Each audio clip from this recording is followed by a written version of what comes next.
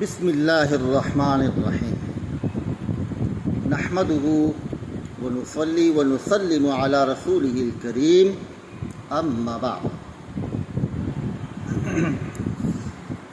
سیدنا ابو بکر رضی اللہ عنہ سے متعلق چند ایک باتیں آپ کے سامنے اس سے پچھلی ویڈیو میں نے بیان کی، تو آپ نے یقیناً غور فرمایا ہوگا کہ یہ کس قدر حیرانگی کی بات ہے کہ ایک پوری امت اپنی پوری زندگی اور وہ بھی نسلوں کے ساتھ ایک ایسے چیز کے حصول میں ضائع کر دے جس کی کوئی حقیقت ہی نہیں ہے، ٹھیک ہے نا، جس کی کوئی حقیقت نہیں۔ یعنی یہ ایسا ہے کہ میرے برابر میں کوئی اگر شخص مر جائے، ٹھیک ہے، اور مطالبہ اس کے وارثین کے بجائے میں کرنے لگ جاؤں، اور نہ صرف ایسا کہ میں بلکہ اپنے بال بچوں کو وصیت بھی کروں کہ یہ حق دلا کے مرنا، ایسے نہ مرنا، تو آپ بتائیے کہ دنیا کے قانون میں اس چیز کو کس نظر سے، کس نظریے کے تحت دیکھا جاتا ہے، اس کا اندازہ آپ خود فرمائیں کہ کتنی بے وقوفی کی بات ہے کہ میرا کیا تعلق بنتا ہے اور میرا کیا حق بنتا ہے کہ میں غیروں کے معاملات میں اپنا ایمان خراب کروں۔ بات سمجھیں نا؟ اور چلیں، اگر کوئی کافر ہوتا سمجھ میں بھی آتا، کوئی کافر ہوتا تو سمجھ میں بھی آتا ہے بھی مسلمان، ٹھیک، مراد میری شیخین سیدنا ابو بکر سیدنا عمر رضی اللہ عنہما ہے۔ تو میں نے آپ سے کہا کہ یہ اتنی فالتو ایک کہانی ہے فدق کے حوالے سے یا استحقاق خلافت وغیرہ کے حوالے سے کہ کبھی میں نے قصدن بھی، اور قصدن تو دور کی بات، مطلب نسیاناً بھی ان چیزوں کی طرف توجہ نہیں کی کہ میں ان کو کچھ جواب دوں یا جواب تحریر کروں، اتنا مجھے اس سے بیزاری ہے۔ لیکن آج کل چونکہ کچھ لوگ اس طریقے سے ابھر کر آئے ہیں کہ جو اتحاد کے نام پر اشتراک کیے جا رہے ہیں اور ان کو لگام دینے والا کوئی نہیں ہے۔ حالانکہ میں بڑا تعجب کرتا ہوں ہمارے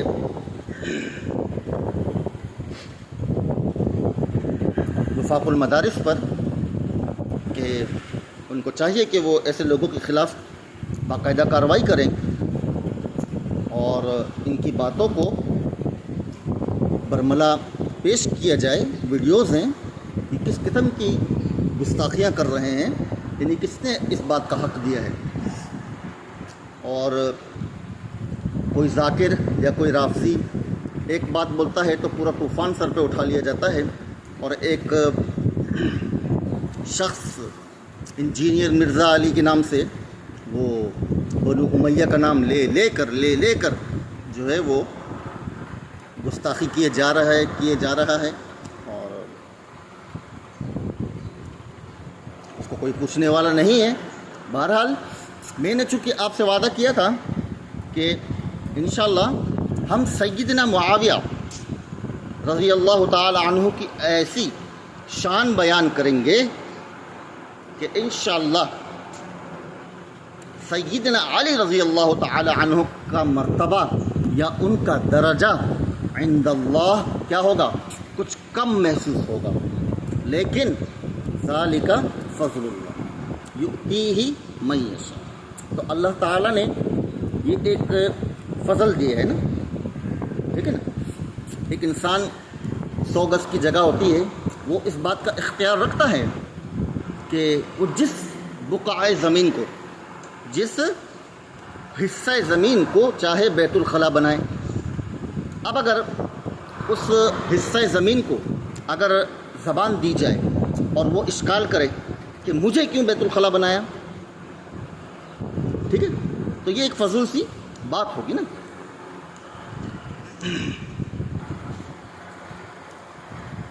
تو بس یہ فرق ہے. ذالک فضل اللہ یؤتیہ من یشاء. تو اللہ تعالیٰ نے خلفائے اربعہ میں سیدنا علی رضی اللہ تعالی عنہ کو اگر داخل فرمایا ہے تو رب العالمین کی مرضی ہے، ٹھیک ہے. اس میں اور آپ اشکال نہیں کر سکتے، اور آپ کیوں کر اور کیسے اشکال کر سکتے ہیں، میں حیران ہوں اس بات پر کہ احادیث مبارکہ موجود ہیں. آپ صلی اللہ علیہ وسلم نے جو کچھ فرمایا سیدنا ابو بکر و عمر رضی اللہ عنہ سے متعلق، میں گیا، میں آیا، میرے ساتھ عمر ابو بکر تھے، میرے ساتھ عمر ابو بکر تھے، وغیرہ وغیرہ، تمام احادیث موجود ہیں. اور سب سے بڑی بات، ھاکذا نحشر یوم القیامہ، دونوں کے ہاتھوں کو تھام کر فرمایا، اس طرح ہم اٹھیں گے. اور اگر یہ آپ تسلیم نہیں کرتے ہیں، اگر ان احادیث کا بھی آپ انکار کرتے ہیں، تو پھر مجھے بتائیے کہ روز اقدس میں آپ صلی اللہ علیہ وسلم کے دائیں بائیں کون ہیں؟ ہونا تو کیا چاہیے تھا، سیدنا علی ہوتے. جس طرح آپ استحقاق خلافت ان کے سپرد کرنا چاہتے ہیں اور اس پر خود بھی مرتے ہیں، دوسروں کو بھی مارتے ہیں، ایک پورا سلسلہ نسل اس پر تباہ و برباد کر دی ہے، تو اتنی واضح بات آپ کو سمجھ نہیں آتی؟ وَأَغْشَيْنَاهُمْ فَهُمْ لَا يُبْصِرُونَ فَتَمَ اللَّهُ عَلَىٰ قُلُوبِهِمْ. کیا یہ صورتحال ہو چکی ہے؟ اگر یہ ہو چکی ہے تو پھر تو کوئی علاج نہیں، اور اگر نہیں تو پھر یاد رکھ لیں کہ آپ رب العالمین کا ایک ذرہ برابر کوئی نقصان کرنے پر نہ قادر ہیں اور نہ ہو سکتے ہیں. اس لیے مان جائیے، عاجزی کو اختیار کر لیجیے. من تواضع للہ رفعہ اللہ، جس نے اللہ کے لیے عاجزی کو اختیار کیا، اللہ اس کو بلند فرمائے. بات سمجھے؟ اور اس دنیا کے اندر تو میں نے آپ سے پہلے بھی کہا کہ یہ دنیا خافضۃ رافعہ ہے، معزز جہاں ذلیل اور ذلیل جہاں معزز بنتے ہیں. آج ایک گانے ناچنے والے اور والیاں، ان کا جو مقام ہے اور جو مرتبہ ہے، آپ کو معلوم ہے وہ آج کل علماء کا نہیں ہے، محدثین کا نہیں ہے. پورے عالم کے اندر کتنی عجیب بات ہے. اور کوئی نکلا ہے اللہ کا بندہ، وہ مرتبہ دلانے کے لیے، اس عالم کو بتانے کے لیے کہ اس زمین پر ما سوائے اللہ اور اس کے رسول صلی اللہ علیہ وسلم کے وارثین کے اور کوئی بھی اس بات کا حق نہیں رکھتا کہ وہ نیابت کے طور پر اس دنیا کے اندر رہے اور کھائے پیے. ایسا نہیں ہو سکتا انشاءاللہ. ہاں، البتہ اس کے لیے جب وقت اللہ کو منظور ہو. باقی اپنی جانب سے وہ خوب کوشش کرنے والا ہے بإذن اللہ تعالی. تو پچھلی ویڈیو میں نے آپ سے کہا کہ دیکھیں، ایک ہے ملک اور ایک ہے استحقاق ملک اور ایک ہے غصب. آپ مجھے بتائیں کہ استحقاق ملک یعنی سیدنا علی کے لیے خلافت کیسے ثابت ہوئی؟ اگر آپ ہی کی ہم بات کو لے لیں، ٹھیک ہے، تو آپ بتائیے کہ ہم آپ کس طرح ثابت کریں گے کہ وہ ان کا حق تھا؟ چلیے، اگر آپ نے بالفرض ثابت کر بھی دیا کسی بھی طریقے سے، ٹھیک ہے، تو پھر یہ بتائیے کہ ان سے کس طرح قبضہ کیا سیدنا ابو بکر نے، کیونکہ آپ نے تو غصب فرمایا ہے، اور غصب کہتے ہیں کسی کے مملوکہ چیز کو اپنے قبضے میں کرنا، ٹھیک ہے، تو پھر اس کے بعد قبضہ ثابت کیجیے۔ نہیں کر سکتے آپ کسی بھی صورت میں، کیوں؟ کیونکہ وہ بیت عامہ اور خاصہ دونوں صورتوں کے اندر خلیفۃ المسلمین بنائے گئے ہیں۔ سمجھ میں آئی؟ کیا فرمایا سیدنا علی نے کہ جس شخص کو اللہ کے رسول صلی اللہ علیہ وسلم نے نماز میں یعنی دین کے اعتبار سے اپنا امام بنایا، تو ہم بھی دنیا کے اعتبار سے اس کو امام بناتے ہیں۔ یہ حدیث موجود ہے، دیکھ لیجیے۔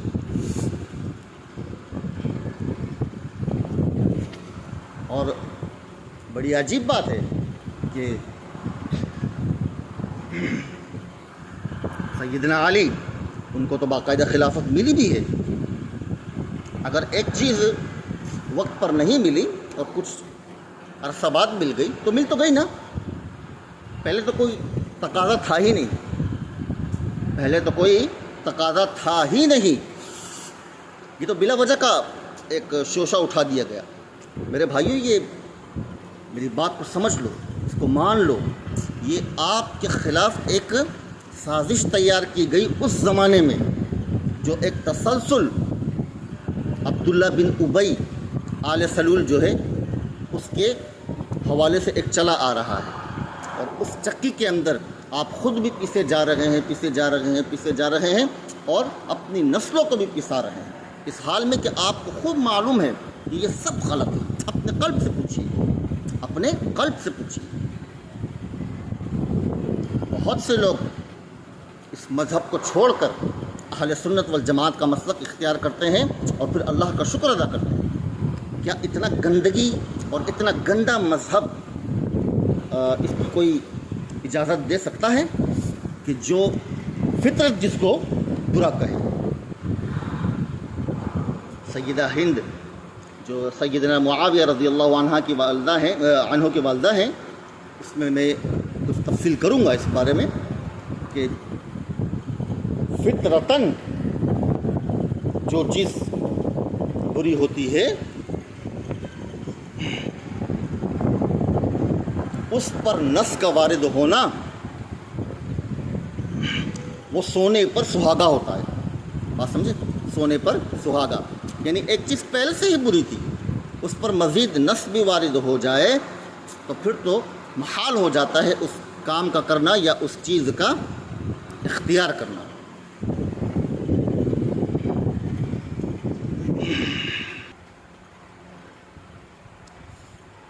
تو ملک جو ہے نا، یہ خلافت، استحقاق خلافت یا استحقاق ملک، یہ ایک عرضی چیز ہے بھائی، عرضی، عارض ہے، عارض، جوہر نہیں ہے کہ جس کی کوئی تعریف کی جائے، مشار الیہ نہیں بن سکتا،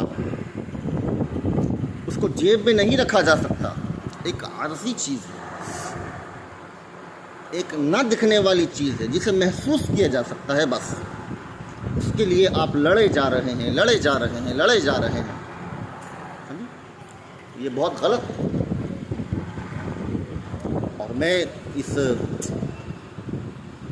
اپنے اکابر علماء سے اس بات کی درخواست کرتا ہوں کہ اس مرزا انجینئر کو لگام دیں، یہ انتشار پھیلا رہا ہے، فتنہ فساد پھیلا رہا ہے، سمجھے؟ اس کی کوئی اصل نہیں ہے۔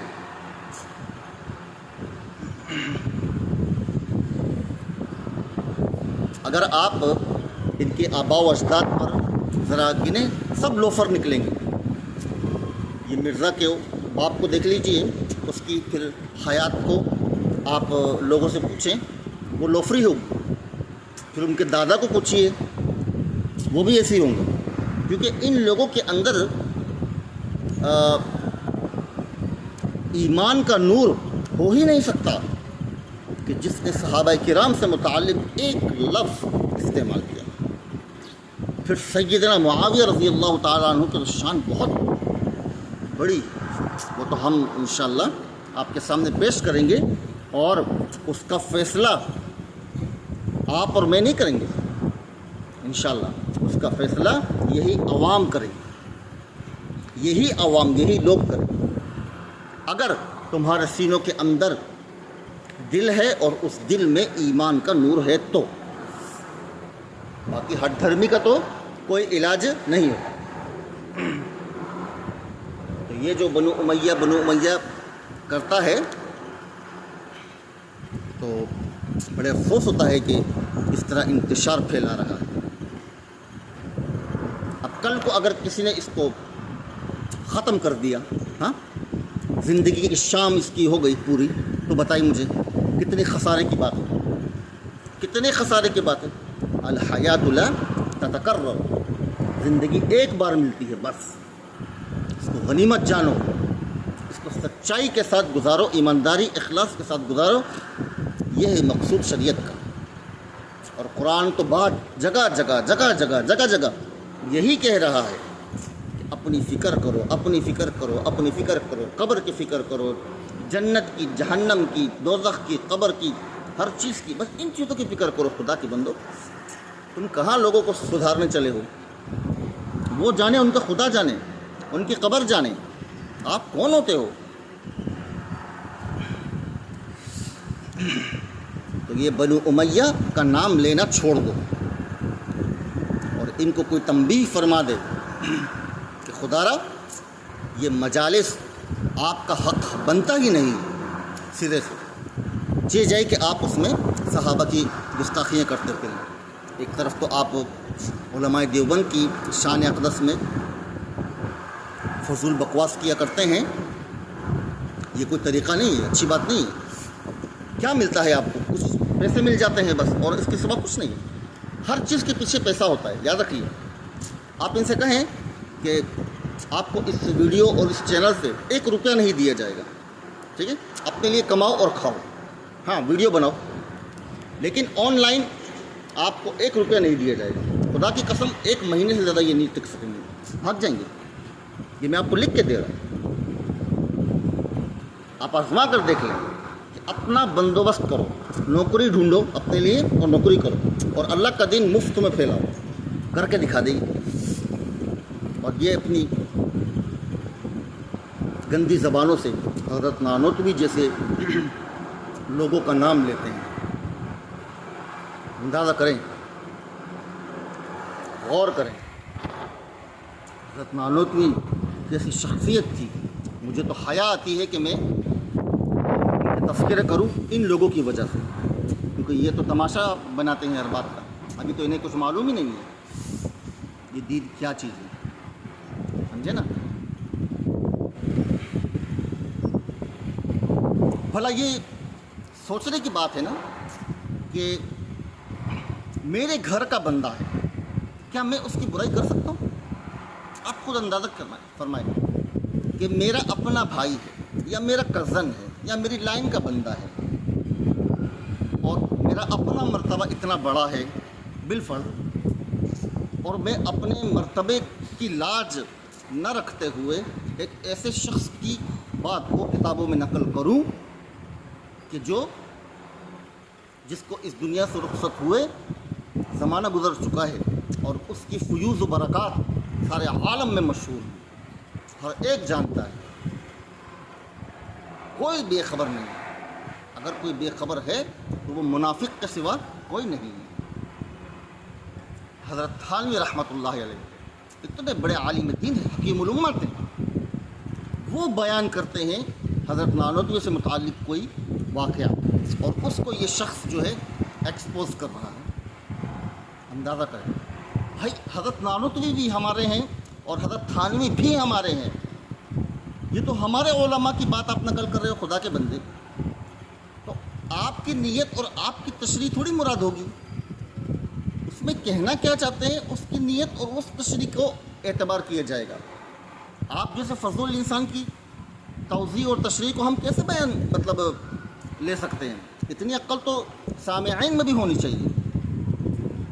ان کے سامنے ایسے لگتا ہے جیسے خرید کے کوئی ٹٹو بٹھائے ہوں، مجھے تو ایسے معلوم ہوتا ہے،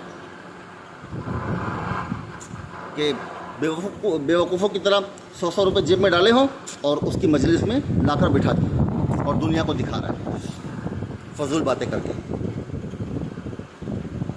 اگر کسی نے اڑا دیا مار دیا بالفرض، مجھے بتائیے آج کل حالات کیسے ہیں، تو کیوں اپنی جان کے دشمن بنتے؟ فتنہ اچھی چیز نہیں ہے، آپ کو معلوم نہیں ہے اس بات کا. الفتنہ تو اشد من القتل. ہاں، یہ پورا باب بند ہو جائے گا اگر کسی نے آپ کو ختم کر دیا. مجھے بتائیں پھر کیا اللہ کو جواب دیں گے؟ اور آپ بعین ہی اپنے استاد کی نقش قدم پر ہیں. وہ بھی یہی کہتا تھا، اتحاد کے نام پر لوگوں کو بے وقوف بناتا رہا. تو کہتے ہیں نا وہ مثال، ایک ٹانگ قبر میں اور دوسرا کیلے کے چھلکے پر. یہ ہے وہ مقام کہ اس مثال کو اس جگہ پر استعمال کیا جائے.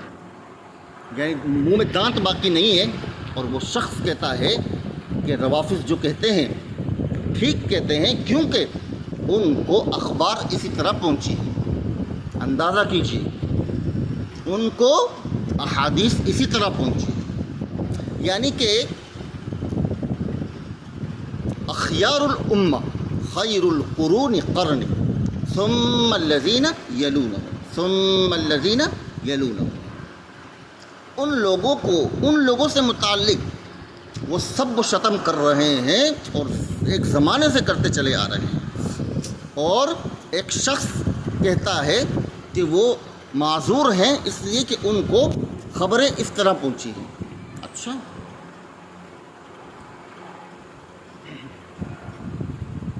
تو یہ صحیحین، ماجہ، داؤد، نسائی اور نہ جانے کتنی کتب ہیں، یہ کہاں جائیں گی بھائی؟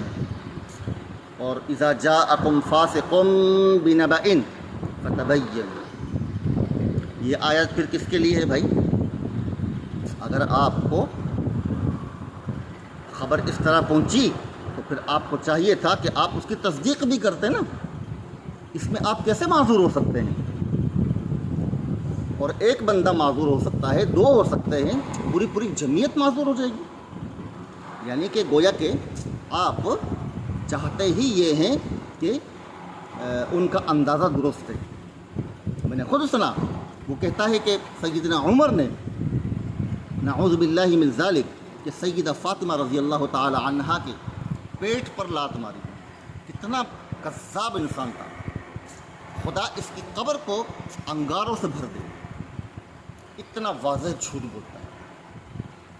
سیدنا عمر رضی اللہ تعالی عنہ اس قدر متقی اور اللہ سے خوف رکھنے والے انسان تھے کہ ایسا ثانی پیدا نہیں ہو سکتا جس کے بارے میں کفار کہہ رہے تھے کہ اگر 2 سال مزید سیدنا عمر ہوتے تو پورے عالم کے اندر دین اسلام قائم ہو جاتا. اس شخصیت کے بارے میں اسحاق نام کا کوئی شخص آج کھڑا ہوا ہوتا ہے اور کہتا ہے کہ وہ جو ہے سچ کہتے ہیں، اس نے لات ماری. یہ قصے کہانیاں ہیں، لیلا مجنوں اور الف لیلا والی، کوئی حقیقت نہیں ہے اس میں.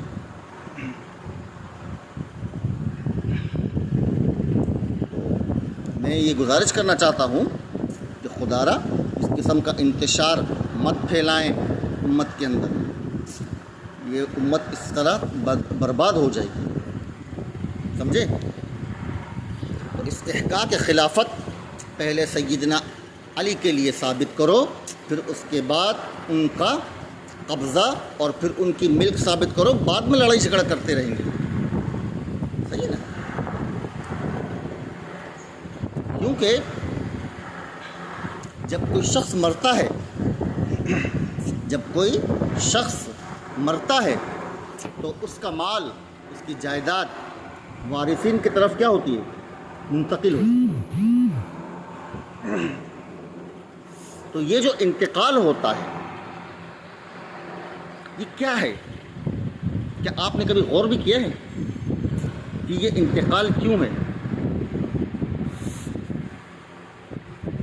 جبکہ فرد موجود ہے، آنکھ بند ہوتے ہی اس کی جتنی بھی ملکیت تھی، کروڑوں میں اربوں میں جتنی میں بھی ہو، وہ ساری کی ساری منتقل ہو جاتی ہے، جبکہ ذات موجود ہے، شخص موجود ہے.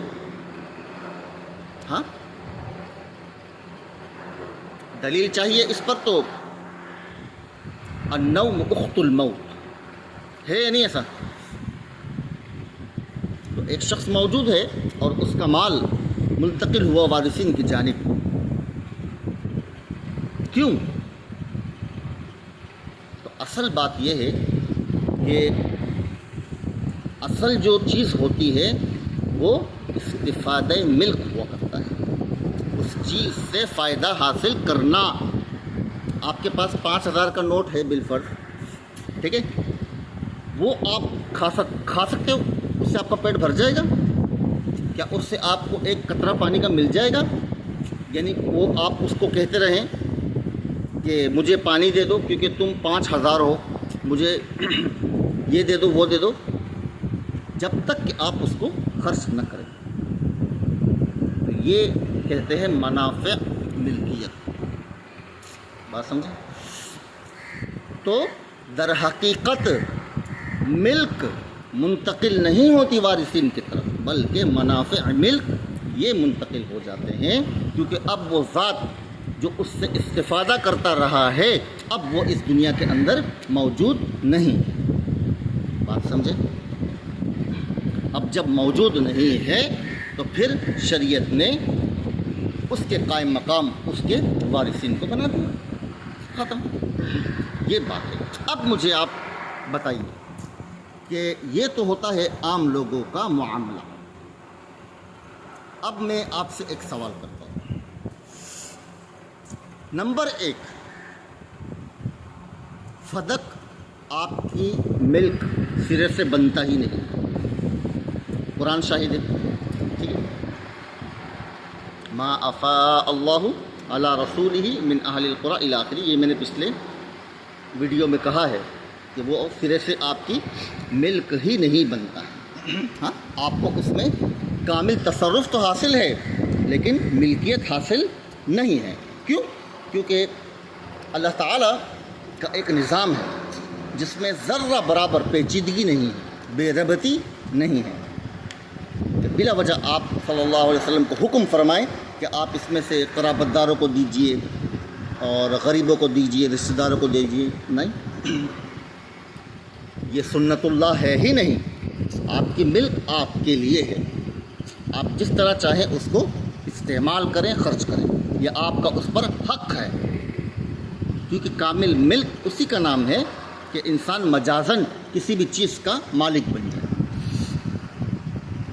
تو اب سوال یہ ہے کہ چلیے بالفرض ہم نے تصور کیا کہ فدق جو ہے وہ آپ صلی اللہ علیہ وسلم کی ملک تھا، تو پھر اس حدیث کا کیا کریں؟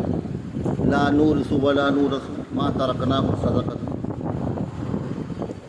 بتائیے پھر اس کا کیا جواب دیں گے؟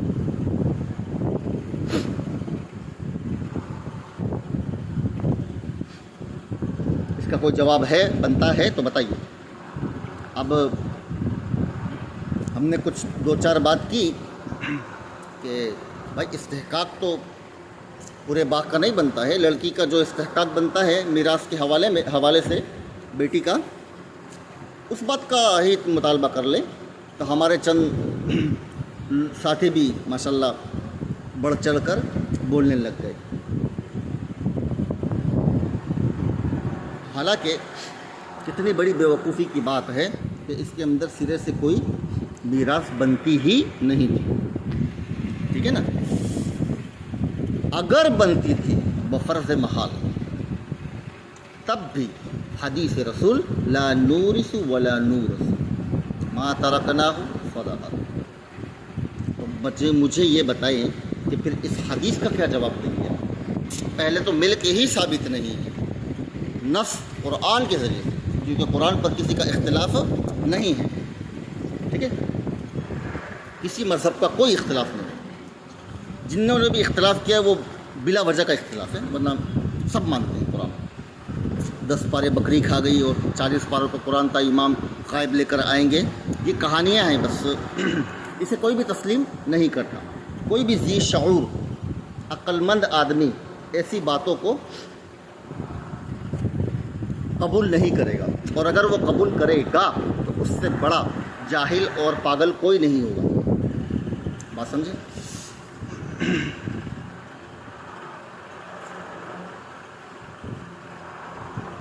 تو منافع ایک الگ چیز ہوتی ہے، ملک الگ چیز ہوتی ہے بھائی، ان دونوں کے اندر فرق ہوتا ہے۔ کسی چیز کی ملک اس کی مملوک ہوتی ہے، اور منافع وہ تقسیم کیا جا سکتا ہے، ملک تقسیم نہیں کی جا سکتی۔ ایک چیز میری ہے تو بس میری ہے، اس میں اشتراک ممکن نہیں ہے۔ سمجھانے کے لیے ایک بات میں آپ سے عرض کر رہا ہوں کہ عام طور پر ایسا ہی ہوتا ہے نا، یہ گاڑی میری ہے تو بس میری ہے، گھر میرا ہے تو بس میرا ہے۔ ایسا نہیں ہو سکتا کہ دو بندوں کے درمیان شریک۔ ہم دنیا کے معاملے میں دیکھ لیں، لڑائی جھگڑے ہو جاتے ہیں اور کورٹ کچہری تک معاملات پہنچ جاتے ہیں۔ ملک جو ہوتی ہے وہ کسی ایک ہی کی طرف ہوتی ہے، اس کے اندر دوسرے کا کوئی حصہ وغیرہ نہیں ہوتا۔ اب اس کو تصرف کا حق حاصل ہوتا ہے جہاں وہ چاہے خرچ کرے، لیکن انبیاء کا معاملہ جدا ہے۔ اسی لیے آپ صلی اللہ علیہ وسلم نے کیا فرمایا؟ لا نورث ولا نورث ما ترکناہ صدقہ۔